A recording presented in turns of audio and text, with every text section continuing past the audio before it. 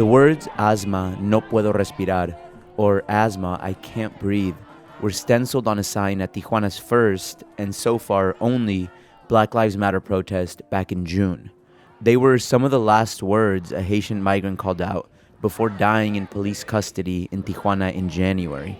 I can't breathe! I can't breathe! A few months later, George Floyd said those same words before he died after an officer in Minneapolis pinned him to the ground by putting his knee on his neck. And when activists in Mexico saw the huge protests in response to his killing spread across the U.S. and other parts of the world, it pushed them to confront racism and police brutality in their own community. I can't breathe! I can't breathe! I can't breathe! I can't breathe!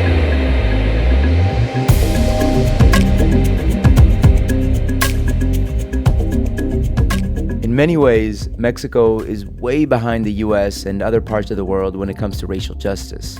But groups of people across the country are working hard to change that.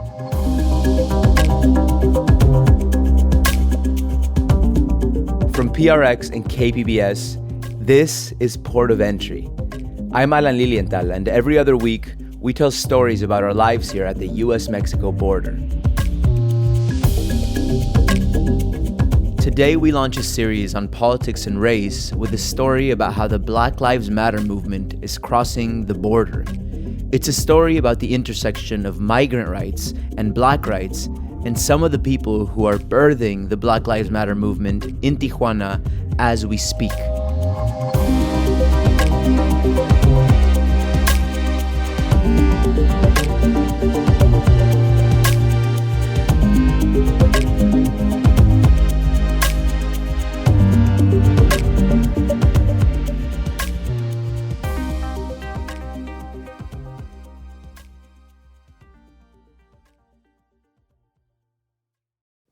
Now on The Finest. In San Diego and beyond, Our Lady of Guadalupe has morphed in meaning and form over the past 500 years.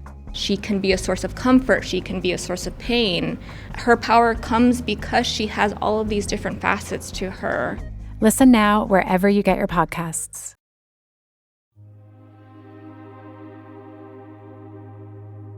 So we gotta step back. Take a minute to understand Mexico's Black history so we can better understand just how far we've come to get here, to this Black Lives Matter moment in Tijuana. For a long time, Mexico's Black population has been mostly ignored, made virtually invisible by the federal government, a government that, for centuries, refused to recognize it. Honestly, not a lot of Mexicans even know we have Black people here, me included at one point. I left Mexico City for the US when I was 8, so I didn't really get taught Mexican demographics or history in school, but I would go back a lot to visit family, and my mental model of what Mexico looked like definitely didn't include Black Mexicans. Even walking down the street in Mexico, if I were to see a Black person, I would just assume they were visiting from somewhere else. I don't think my parents, who grew up in Mexico their whole lives, even knew any Black people until we moved to America. It's just different in Mexico. Whereas people in the US identify with a race a lot, in Mexico, we just all call ourselves Mexican.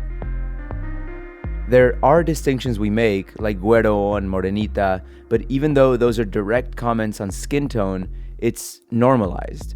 Most Mexicans just don't consider it racism. Racism just hasn't been confronted in Mexico in any big way yet. But things are slowly starting to change. For the first time ever this year, people in Mexico could actually put a little check mark next to a box that says Afro-Mexicano on the census. It's 2020, that's so wild. The fact that Black people in Mexico are finally being counted officially by the federal government, it's a very big deal. Well, it's huge. This is Jorge Gonzalez. It's about data, it's about visibility, it's about recognition. Your rights are protected by the Constitution and the Constitution by us, Supreme Justice Court of the Nation. I remember just, in February, I was hearing it on the radio. In San Diego, lots of local radio stations have transmitters right across the border in Mexico, so they're required to run all kinds of official campaigns. Right here, locally. If you were flipping through the radio stations here, you would say, if you consider yourself an Afro-Mexican, count yourself. TRA-FM, Baja California, Mexico. So Jorge has been studying Black history in Mexico since the early 2000s. He's a researcher who also serves as the director of the Afro-Mexican department at the World Beat Cultural Center in San Diego. But even he says he knew nothing about the Afro-Mexicanos who have been in Mexico for centuries until he went to undergrad at UC Davis. So we ended up going to a Black community in Oaxaca. I'm thinking here that it's going to be another like just darker skin, dark community, like Cubans, but they were very, their phenotype were very Black, it was a very Black community. And there was other folks who were not as Black. So you saw all shades of it, right? And their accent was different, their cooking was different. It all honestly felt like, you were somewhere, I don't know if it would be equal to, but felt like it was an African village, somewhere in West Africa. And then the priest was Black who we were meeting, and he was from Trinidad. So my whole world and understanding of Mexico's history right then and there was flipped, right? I completely felt like ignorant. I had no clue whatsoever. And it just brought a lot of question marks just in anything moving forward from there. And I was just super curious. And right then and there, I just knew what I wanted to do and what I wanted to research. Jorge says the fact that I didn't know about Mexico's Black population isn't at all surprising. Apparently, I'm on the same page as most Mexicans. And in fact, he says it was very much by design. ¡Viva México! ¡Viva México! ¡Viva México! See, the national strategy in Mexico is based on an integrationist theory. To create one identity, one people, and not have an alternative reality to that, not have a conversation about racism. So in Mexico, what's happened for the past, 200-300 years is there isn't a vocabulary to speak on racism.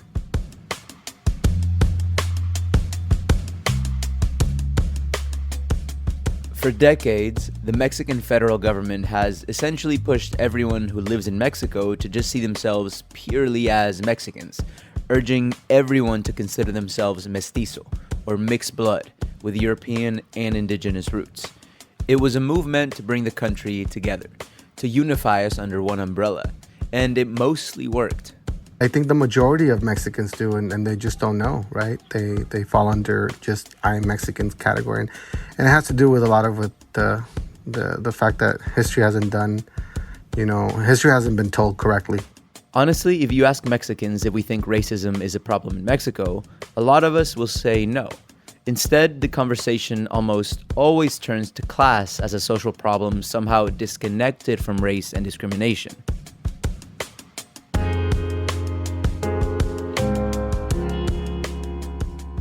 They tend to talk about it as based on class, it's based on where you stand. But, we know when you try to apply for a job, it says you have to be white, to be able to apply for a job. You can't have curly hair to apply for a job. It's literally on the job description. And that's an issue.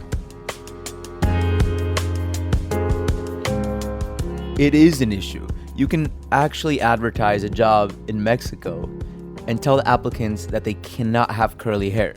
And here in this country, that wouldn't fly, right? But there isn't policies in place to prevent that from happening. But there's systematic racism is there. Oh, yeah.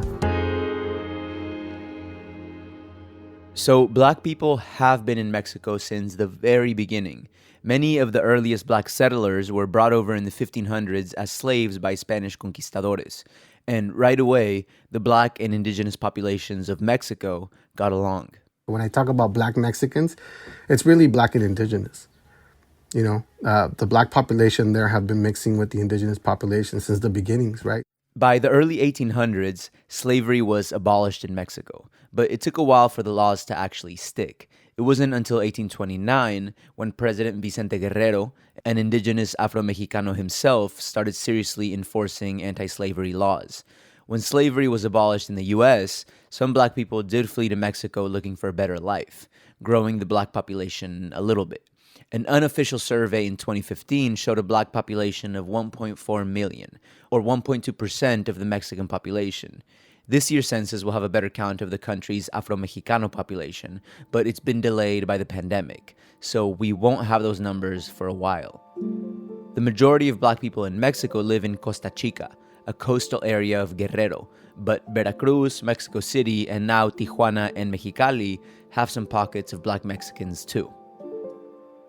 For Jorge, the Black Lives Matter movement in Mexico, or at least the recognition of Mexico's Black population that's helped lead up to this moment, it's something he actually predicted would happen. For real, in his 2012 grad school thesis, he wrote that by the year 2020, things might come to a head in Mexico. He sent us his 300-page plus thesis, and it's right there on page 111. He basically says Afro-Mexicanos will finally be counted in the 2020 Mexican census. But the fact that Afro-Mexicanos have been left out of the census for so long, it means Black people in Mexico are still fighting for the basic acknowledgement that they even exist. Some of the folks from Costa Chica, they can't even travel out of the region because they will get deported. Because they won't believe their national identity. They have them sing the national anthem to prove their Mexicanness, as funny as that sounds. And many have been deported to Honduras, many have been deported to Guatemala. And this continues to happen, so as a result, they don't leave their region. The issue of race in Mexico has become more prominent in recent years, and it's not just because of the Black people who've always been in Mexico and are tired of being ignored. There's also a new wave of Black migrants who've started showing up in Mexico. And just like the Black people stolen from their countries centuries ago and brought to Mexico against their will, many of the Black people coming to Mexico now, their journeys here are also filled with pain and suffering. And they don't all necessarily want to be in Mexico either, but they're stuck because they can't get across the border into the U.S. So now history is at risk of repeating itself. Mexico's new Afro-Mexicanos could become as hidden as Mexico's existing Afro-Mexicanos unless the Black Lives Matter movement takes hold. In Tijuana, everything shifted a few years ago when Black migrants from Haiti, Cameroon, Ghana, and other countries started showing up here by the thousands. Entry is seeing a surge of migrants. They began arriving 2 years ago in a caravan. Couldn't process them fast enough, and a backlog formed in Tijuana. Meet Jay. Hello. Jay is a divorced mother of 5 who makes her living as a nurse. I like this job. I like to help people. She used to work in a pharmacy in Cameroon, but the pharmacy was burned to the ground. The African country has been grappling with conflict and violence since separatists declared independence from the government in 2017. Things are so bad there that hundreds of thousands of Cameroonians have been forced to flee the country since. We're not using Jay's full name, by the way, because she worries about the safety of her children, who are still in Cameroon. Plus, she says she doesn't want anything to hurt her chances of possibly getting asylum in the U.S. or maybe Canada one day. And we weren't able to fact-check her story, but there are many similar stories from Cameroon migrants about the abuses they suffered in their country. Some have gone on record calling what's happening genocide. So, after that pharmacy fire, Jay continued her work treating people and getting them the medications they needed by opening an office inside her own home. But one day in 2018, a man showed up at her house, forced his way inside, and made her treat his gunshot wound. That man put the gun in my head, told me if I not get that the man, he can kill me and kill my family. He know everything about me. It's hard to hear, but she says he held a gun to her head and said he'd kill her and her family if she didn't help him. So to keep herself and her family safe, she did.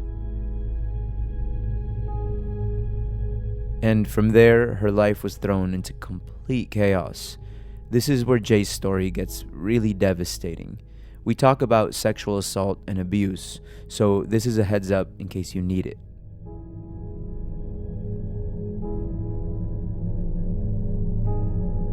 Not long after Jay was forced to treat that man, she says soldiers from the military showed up at her door. They were furious and started beating her, asking her where the man was hiding. They called him a terrorist and accused her of being on his side. You see me, I'm scared. I'm scared because That people come here is no one to understand. Beat me. Is begin to beat me. Say the truth. Take the gun. Put like that. Call the blood. Beat me like a thief.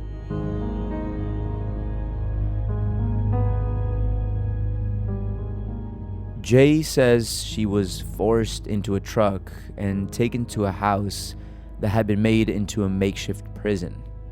She says it was kept pitch black the entire time she was held there. She lost track of time, and all she remembers is being raped repeatedly.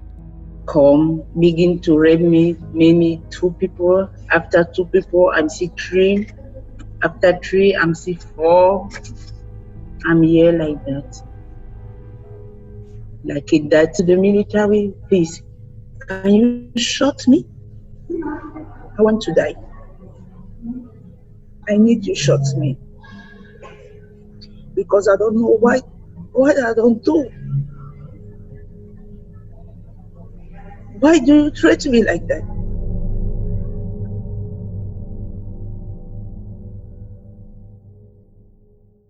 As Jay told me her story through a patchy Zoom connection, I could see tears streaming down her face.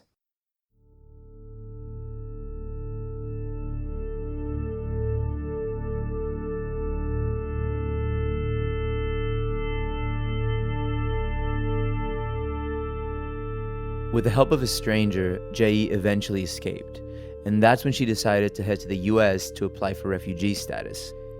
She gathered her passport, left her young children with her ex-husband, kissed them all goodbye, and fled.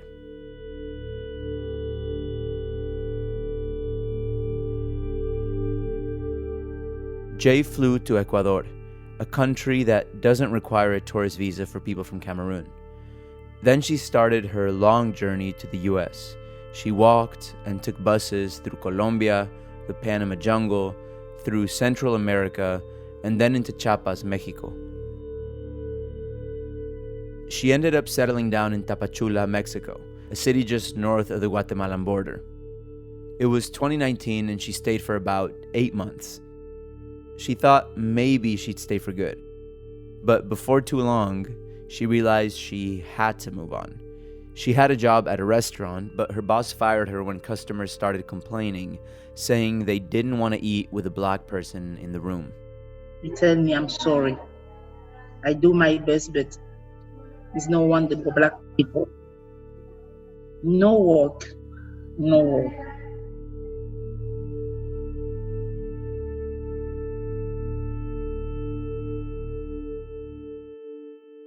Jay has deeply sad stories about the racism and discrimination she faced on her journey.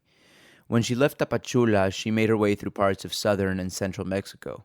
She says people there would put their shirts up over their faces when she walked by, seemingly afraid to breathe the same air as a black woman. She says immigrant shelters refused to give her and other black migrants the same food they gave everyone else. And she says many Mexican men she came across treated her like a prostitute. I don't know because I learned Spanish little. Every time you pass, all the Mexican man tell you, ¿Cuánto? Hola, amiga, ¿cuánto? The first time I'm smiling, I don't know, is insults me. Jay started calling Mexico evil. My vision is changed about the Mexico because I look Mexico like a devil country. Like, I'm sorry to tell that. I'm very sorry, but it's true. I look Mexico like a devil place. Jay headed for the U.S. border, more determined than ever to find a safe place where she could restart her life and finally send for her children. They're currently living with their father back in Cameroon. She was desperate to find a place to call home, and she thought the U.S., or maybe even Canada, had to be that place. But then Tijuana stopped her in her tracks. The city showed her something she wasn't expecting. I love Tijuana too much, okay? Because Tijuana give me freedom. Tijuana show me love. Jay arrived here at the border in March and quickly found her way to Espacio Migrante, a migrant shelter in downtown Tijuana. And now, just a few short months later, she calls the people in the shelter her family. The shelter staff helped Jay find a job, gave her a place to stay, and for the first time since leaving her country 2 years ago, she says she felt welcomed and wanted. The Tijuana people show me love. Prove me I am important. I'm really important like everybody. I love Tijuana. I love Tijuana. I think it's my country. Yeah.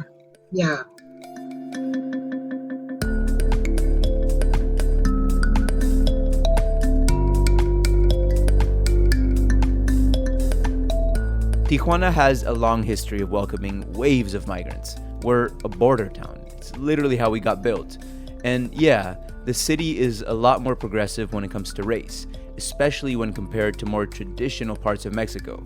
But we're far from perfect.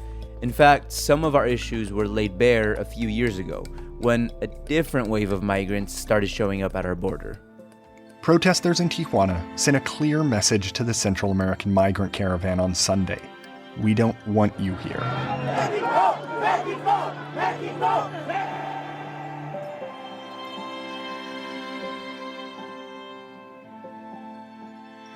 More on that unexpected reaction and what it tells us about racism towards Black people in Mexico when we come back. Stay with me.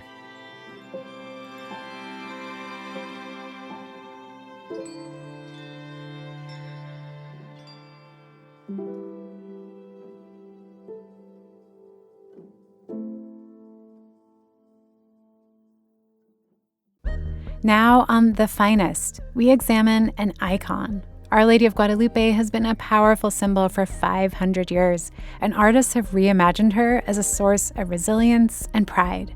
Listen now wherever you get your podcasts. Before we get to the 2018 Central American caravans, let's step back real quick to 2016. After a devastating hurricane in Haiti that year, thousands of Haitians migrated to the border in hopes of claiming asylum in the U.S., but many of them discovered a broken asylum system and ended up getting trapped at the border instead. I'm generalizing here, but Tijuana as a whole was super welcoming to the new Haitian arrivals. Tijuana residents are responding to the Haitians with unusual hospitality. All day, they stop by the migrant shelters where Haitians congregate, giving away clothes, dropping off snacks like sandwiches and sports drinks, even preparing full meals. Dozens of news articles and documentaries talk about how the city opened up more shelters, gave Haitians jobs, and otherwise treated their arrival like the humanitarian crisis it was. But then, 2 years later, when the caravans of Central American migrants started showing up, they were not met with those same open arms.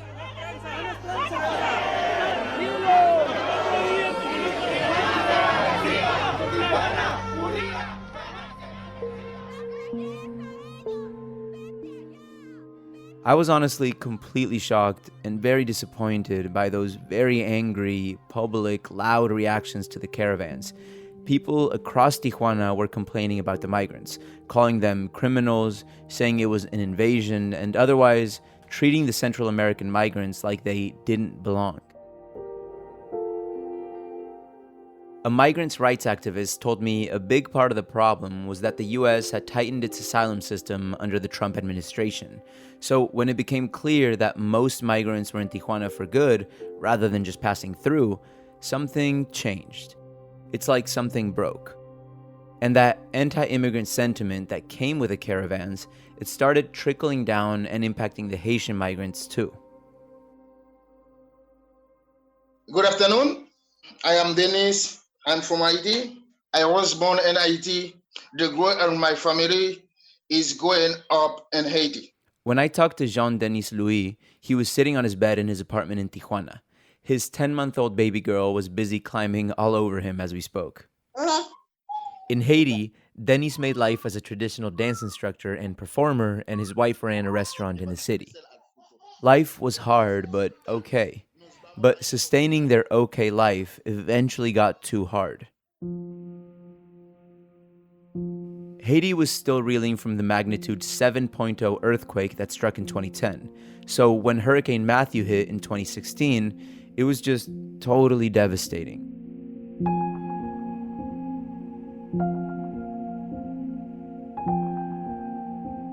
Dennis and thousands of other Haitians packed their bags and headed first to Brazil, then to the U.S. border. Some of the Haitians' journeys were difficult and dangerous and involved long, treacherous hikes through jungles without clean drinking water.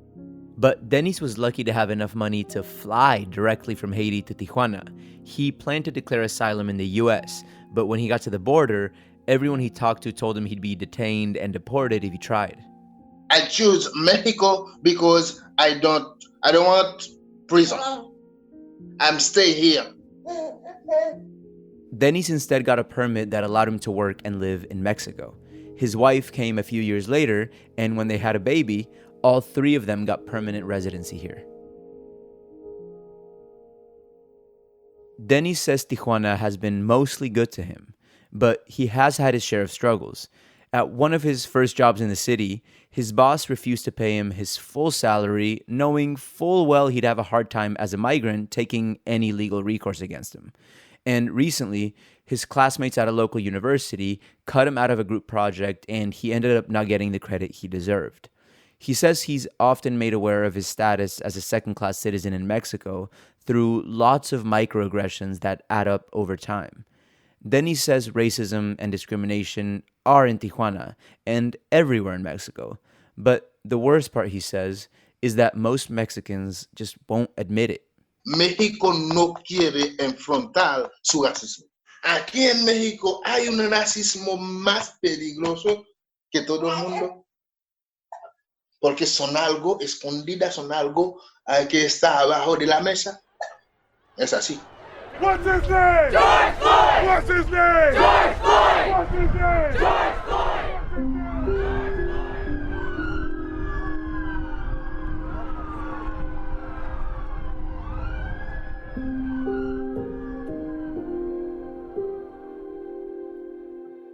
When migrants and activists in Tijuana saw the Black Lives Matter movement happening in San Diego and other cities across the globe, they got inspired to bring the movement to the border.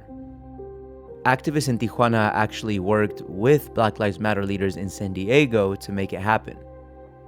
One of the goals was to bring attention to the Haitian migrant who died in police custody in January. Police still haven't even released the man's name. It's risky for migrants to get out on the streets and protest for their rights, especially in the middle of a global pandemic, not to mention the fact that many of them don't have legal status and are at risk of deportation by Mexican immigration officials. But they were willing to take that risk. And at noon on Saturday, June 14th, Dennis, Jay, and about 50 other people showed up at El Chaparral, a plaza near the San Isidro port of entry where migrants go to sign up for asylum.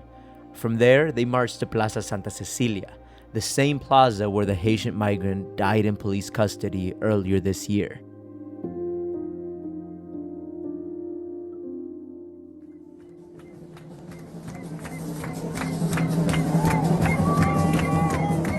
At the protest, Jay chanted and danced and then grabbed a microphone hooked up to a large speaker.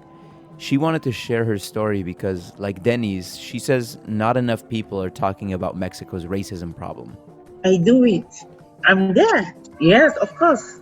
I do it. I will help to organize the first protest to Black Lives Matters here in Tijuana. They come out the speech. I make my speech that day. Yes. I protest because my people suffer too much. Long time. We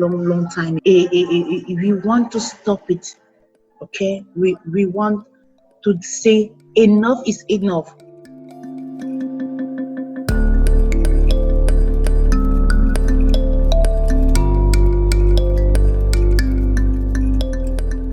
you've suffered very much in your life and you've been through so much. What gives you strength? What keeps you going? My children. Love of my children. Just like that. Love of my children. Yo participé 100% en esta organización, en estas cositas, porque, ¿ya sabes por qué? Por ella. Just like Jay, Denny says he was willing to get out on the streets in the middle of a pandemic, not for himself, but for his kid. He says he wants to start the work now to help make a better world for her. Yo tengo 35 años. Yo no sirve para nada. Pero la persona que va a necesitar una libertad para vivir, para caminar en todas partes del mundo, es ella.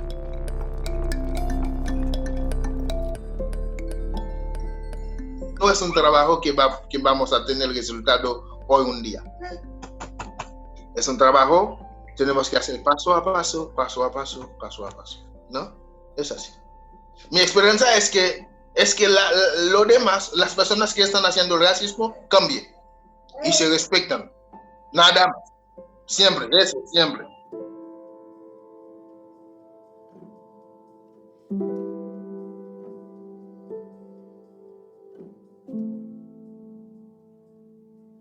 So yeah, Mexico has ignored this issue for far too long. Researcher Jorge Gonzalez again. In fact, the first time a governor ever visited Costa Chica, it's a 200-mile region in Mexico, was in 2011.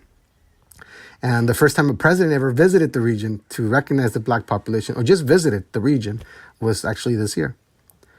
And that's historical.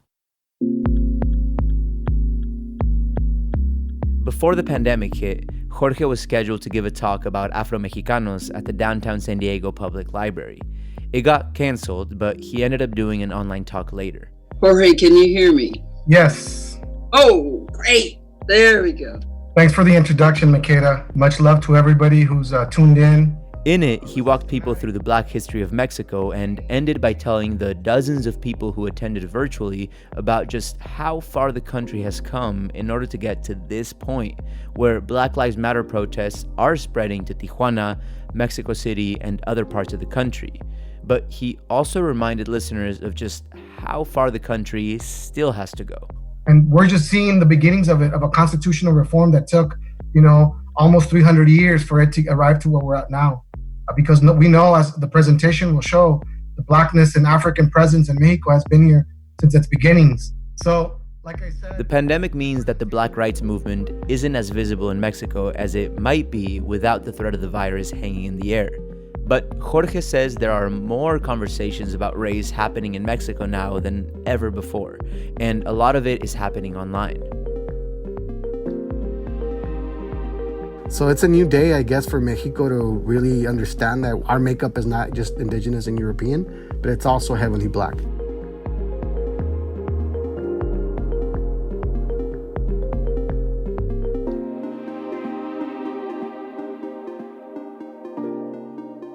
Jorge isn't just intellectually interested in Black Mexicans. For him, it's personal. His wife is a Black American woman, and they have 2 biracial kids. My kids are Blaxicans, they're not Afro-Mexicans, but they're Blaxicans. I often hear Mexicans saying, oh, look at the negritos, like, little Black people. I'm like, no, you don't say that. You got to stop there. But that is, again, not being aware. There's not a language to say that is racist, that you're being racist at the moment. The pandemic is keeping Jorge from crossing the border to see the movement there up close, but he's not sitting it out on this side of the border. A few months back, Jorge and his wife started a deep discussion with their kids about what's happening in the country and across the world. They put up a Black Lives Matter sign in their yard and took them to a protest for kids. Of course, keeping our distance and all of that, but we got them excited about it. And we had to explain to them why it mattered, So yeah, I think their complexion being Black Mexican kids is something beautiful that here at the house we celebrate.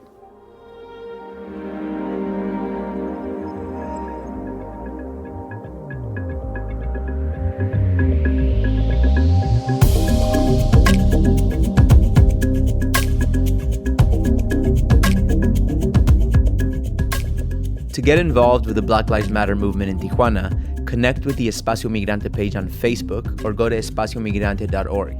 Espacio Migrante is a migrant rights nonprofit and shelter in Tijuana, and we honestly could not have made this episode without the shelter's director, Paulina Olvera Canes. Ebony Bailey, a board member of Espacio Migrante, helped us with this episode as well. Her documentary film, Life Between Borders, is about Black migrants in Tijuana, and you can watch it online. We also want to thank Wendy Fry and the San Diego Union Tribune for letting us use some footage of the Black Lives Matter protest in Tijuana.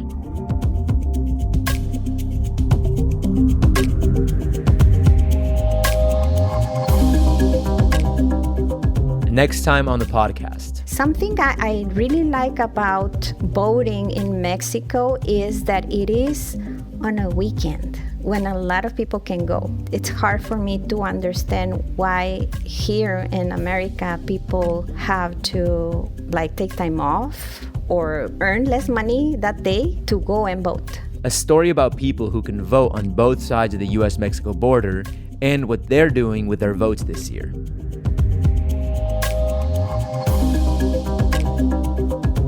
Port of Entry is written and produced by Kinsey Moreland. Emily Jankowski is our director of sound design. Curtis Fox edits the show. Lisa Morissette is operations manager, and John Decker is the director of programming. Port of Entry is made possible in part by the Corporation for Public Broadcasting, a private corporation funded by the American people. I'm Alan Lilienthal. Thank you for listening.